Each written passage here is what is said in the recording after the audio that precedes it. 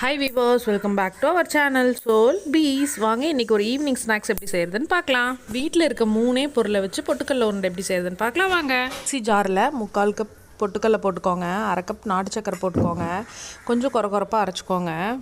இது வேறு ஒரு பவுலுக்கு மாற்றிக்கோங்க. ஒவ்வொரு ஸ்பூனாக 4 ஸ்பூன் நெய் ஆட் பண்ணி கொஞ்சம் கொஞ்சமாக பிணைஞ்சிக்கோங்க. முந்திரி பருப்பு குட்டி குட்டியாக உடச்சி சேர்த்துக்கலாம். அது உங்களோட ஆப்ஷனல் தான், உங்களுக்கு வேணும்னா சேர்த்துக்கோங்க, இல்லைன்னா வேண்டாம்.